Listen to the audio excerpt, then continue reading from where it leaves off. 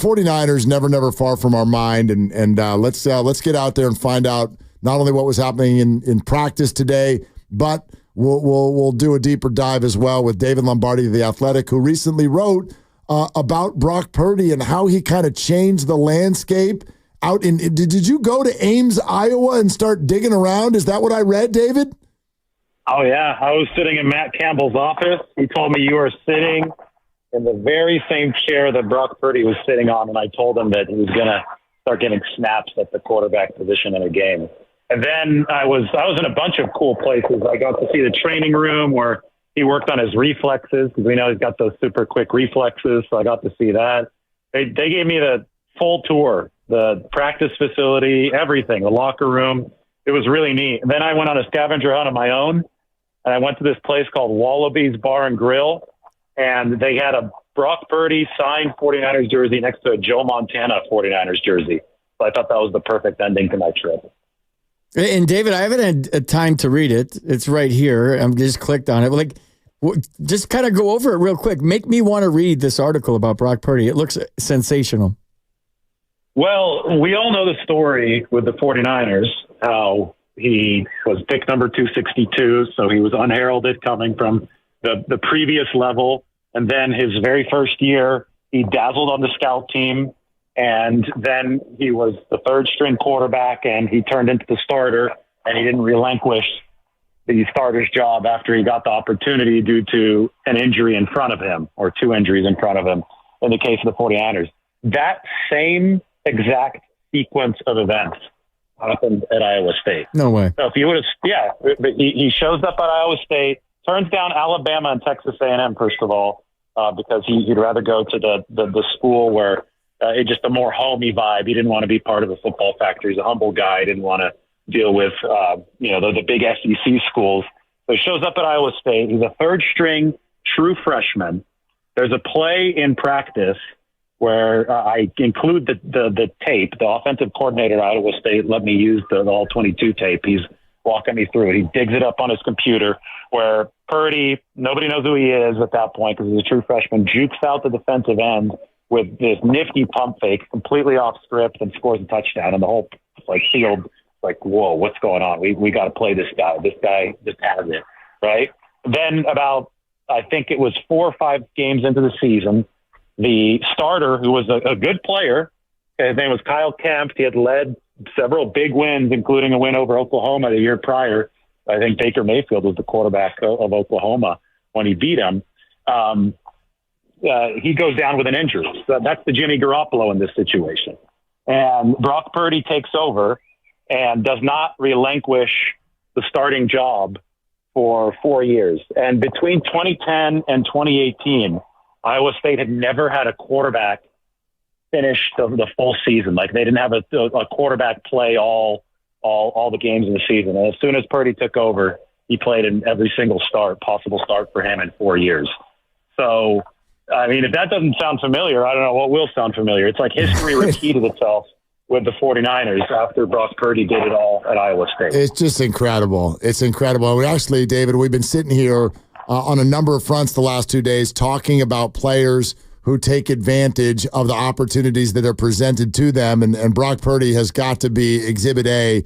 It sounds like twice doing that in his life. So really suggest people go check it out. It's a very, very cool article. Great job. David Lombardi, The Athletic, with us. Okay, the obligatory question. So 2 days in a row, Brandon Aiyuk has watched closely from the sideline. What does that mean? Well, he hadn't been out on the sideline for a full 2 weeks. So we saw him on the sideline July 31st. That was the infamous handshake and hug day. And then he wasn't on the sideline. Now, he did peek his head out of the weight room to watch practice on one of those days. But it was, I don't know what the 49ers told him after the hug and the handshake day, but there obviously wasn't the same presence that we all of a sudden saw again 2 weeks later. Now, obviously, in the 2 weeks between the two sideline appearances, that's when all the trade stuff, all the trade rumors were going down. My read on it is that negotiations were not going well, and the two sides were far apart, and there was emotion and there was frustration from both sides based on how little progress there was being made. which obviously spurred the whole trade stuff, which may or may not have just been a way for the 49ers to break the impasse. They needed to get some movement done. So they Brandon Aiyuk requested a trade before training camp, and the 49ers were like, okay, we'll call the bluff and let's see if this gets movement going. I can't say that for sure, but it appears that might be the case at this time. And then once, when we got the reports that things were going better, that the two parties had reapproached each other, all of a sudden Brandon Aiyuk was back on the practice field at the very next opportunity. So if you're just reading this simply, based on the clues that we have, it seems that as there's been good progress being made based on some of these reports, Brandon Aiyuk has been back on the field. So I think that might be what to read into this, if anything at all. What's your best guess on this thing getting done? When is it going to get done, and is there too late? Is there such a thing as too late? Yes, of course, because the 49ers learned that last year when Nick Bosa didn't sign until a couple days before the regular season, and that obviously hurt them. It hurt Nick Bosa, and it hurt them. I think the 49ers really want to avoid that this year. I think that they, I'm just speculating here, but I think they probably set a mid-August date as a time that they would definitely want this done by, because this is right now as we speak is when the joint practices with the Saints were supposed to be happening. Those obviously got canceled. So I think it's no coincidence that the team started applying this deadline pressure, trying to break the impasse a couple weeks before the middle of August, right? It was right at the start of August when all of this stuff started to happen. So I think they're really hoping to get this done as soon as possible. But obviously that requires Brandon Aiyuk signing on the dotted line. And, from the 49ers perspective, big picture is important here. To remember context of where this negotiation is coming in. It's coming a year after Nick Bosa, I would say, won a negotiation against the 49ers. I think they ultimately had to blink because they needed him on the field, and they ended up cutting a little bit further into their budget than they would have wanted to. And it's coming the year before Brock Purdy is going to have every bit of leverage if he continues playing well because he's a quarterback. So it's tough luck for Brandon Aiyuk, but he falls in between these two contracts. The 49ers already have all these highly paid players. So they have a really, really finite budget here that they feel they can't go over, because they feel if they go over it after already cutting into the excess money last year, they're going to have to start cutting people just to pay Brock Purdy next season. And for them, it's really important that they stay salary cap sustainable. Now, there's a lot of fans, and I'm sure there are media members that are saying, well, it doesn't matter. They just need to kick the door down this year and win the Super Bowl and deal with the consequences later. A team like the 49ers in the 90s, at the end of Steve Young's career, decided to do that. And it may not be a bad strategy if you can win a Super Bowl, but that's just not the headspace that Shanahan and Lynch are in. They want to make sure that this stays sustainable. They see themselves at the beginning of a window because Brock Purdy is about to sign a long-term deal. They don't see themselves as being at the end of the window. So I think that's why they're holding firm in this price for Brandon Aiyuk, because they don't want it to this contract to damage the rest of the roster down the line. David Lombardi, The Athletic. David, I'm very interested by you drawing a line between Nick Bosa's negotiation and Brandon Aiyuk's. I had made the comment earlier that I do think something is going on right now that is the Niners sort of battling against the fact that they, quote-unquote, lost that deal last year. So when you draw that line, where they are with Brandon, how much of that is mathematical and how much of it is emotional? In other words, are they bringing that loss from last year to this year's negotiations in an emotional way? Well, first of all, nobody knows how big the salary cap is going to be next year and the year after that. A lot of this is a guessing game, and you have your models and you have your projections, but it's all tied to league revenue. And there also is a chance that it goes down if the economy doesn't do well, and league revenue obviously suffers in conjunction with that. So you're always projecting into the future. You're always determining based on, just kind of a guessing game. You're in the dark, what's going to be safe and what's not, how you distribute this money. And you just never want to let that sink overflow, because if the sink overflows, then you run into problems. So I think part of it's definitely a financial hard money thing, except that you're just feeling around in the dark, and you just have to make sure that I guess you can't make sure, but you have to try to be as safe as possible to be able to keep all these large contracts under. I do sense that in this situation, that emotions have gotten involved. And that's where I would point out that John Lynch probably doesn't get enough credit because you got people working on contracts. You have Kyle Shanahan, who obviously has to tend to the football team as the head coach. So he's dealing with these guys on a closer basis. And then you have Lynch, who throughout his time with the 49ers, and this is going to be season 8 for him now, I think has done a really, really good job being the CEO of the football team. And by that I mean I don't think that he's dirtied himself too much with any individual issue unless he absolutely has to step in. And I think that's allowed him to be a stabilizing force in the building in case things do get too emotional. And, we were reading tea leaves, right, this last week. There are no real verified reports of any actual movement. There are a lot of rumors, and there are reports of what the 49ers were considering doing, what might have been on the table. But if you did read those tea leaves, it did seem that there was a danger that Brandon Aiyuk and the 49ers would do something based on emotion that didn't end up being the optimal solution for both sides. I think that the optimal solution for both sides, just when I look at this from a business perspective, is that if Brandon Aiyuk stays with the best roster in football, probably makes a little bit less money on his actual salary, but earns much more monetary value through being with a big market team that's really good, that has a chance to go to a Super Bowl. And he could also probably set himself up better for a third contract with a very accurate quarterback, and he's not getting beaten up as much because there's other targets on the team. That's what I think is probably the optimal outcome for both.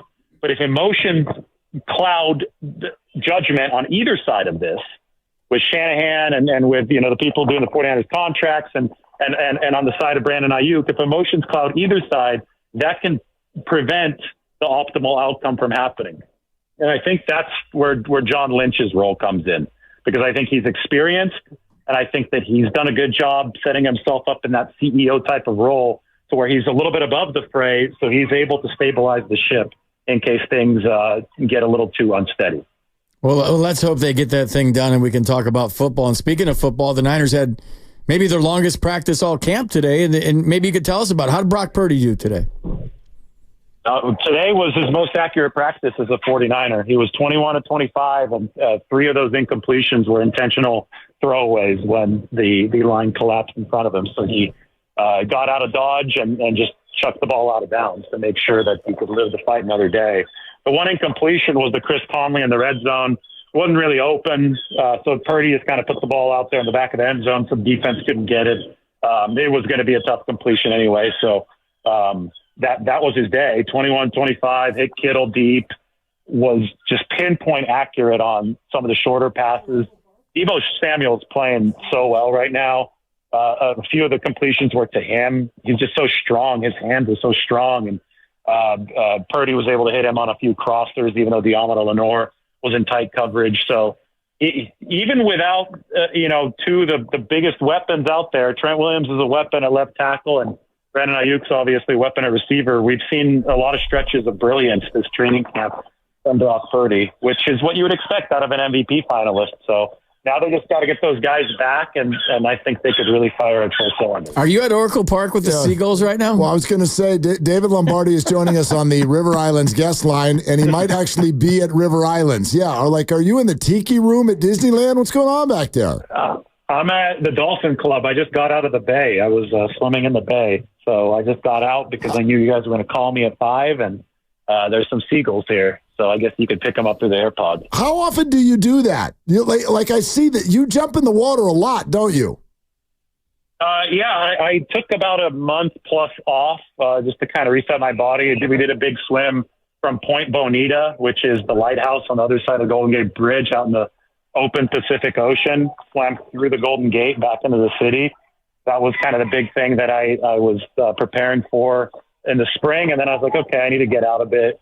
That was one of those where you're kind of in the red triangle with all the sharks. Yeah, I was just going to ask you if you got bit. And let me tell you something about this swim. This is what I tell everybody. I got seasick on this swim. They call they call that water west of the Golden Gate Bridge, the potato patch, or the washing machine.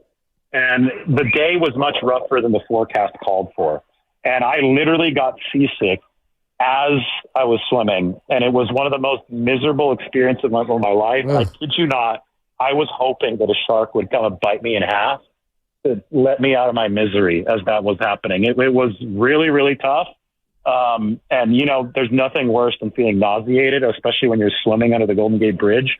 It was still in the distance, so it was even tougher. It's like 5:30 a.m., and I just wanted to be let out of my misery. The shark did not come let me out of my misery. But anyway, so swim is finished. It's behind me, and now we're getting ready for the next one. So hopefully we get clearer conditions. So I'm back in the water every day. I'm building up the endurance again. I'd be more scared of a jumper than a shark. Oh, my God. This whole thing is like my nightmare right now. I can't even put my mind. Can we talk about something I'm getting more anxious. I know. Like something more pleasant. Like what shoes did you wear to practice today after George Kittle challenged all of you?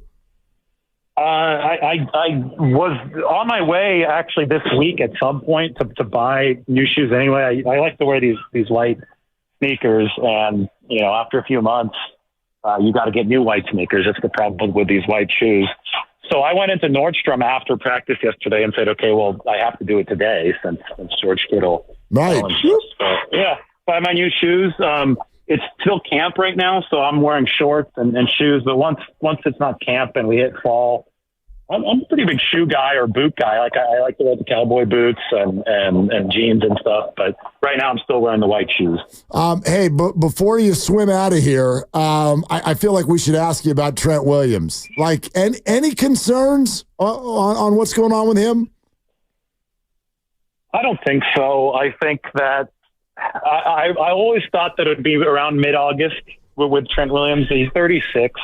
He doesn't need these 3 or 4 weeks of dog days of camp. I do think that he needs a little bit of time. Kind of like I said the same thing about Bosa last year. I don't think that Bosa needs all of training camp, but he got to build the callus a little bit, and he didn't last year. Right? Bosa came in a little bit too late, and that was a problem. This Trent thing isn't nearly as big of an adjustment as Nick Bosa, who was the largest non-quarterback contract ever. I think a lot of it could be taken care of by guaranteeing parts of the deal. Now, of course, you worry about the fact that he is 36, and if he retires and you guarantee a bunch of the contract, that could leave you with some dead cap that, if you're being really careful, Brandon Aiyuk can undo all the work that you're doing with Brandon Aiyuk right now, because it's all coming out of the same pot. So I think it's delicate, but I think he's so important that and if they could get this Brandon Aiyuk thing right, then it could fit right in with that. So I wouldn't be all too worried about it until if the calendar turns to September and it's still not done, that's when you got to be like, oh God, not again, because it did affect them with Nick Bosa last season. David, great to have you, man. Thank you for all of that. Appreciate you. Yeah, appreciate it. Thank you.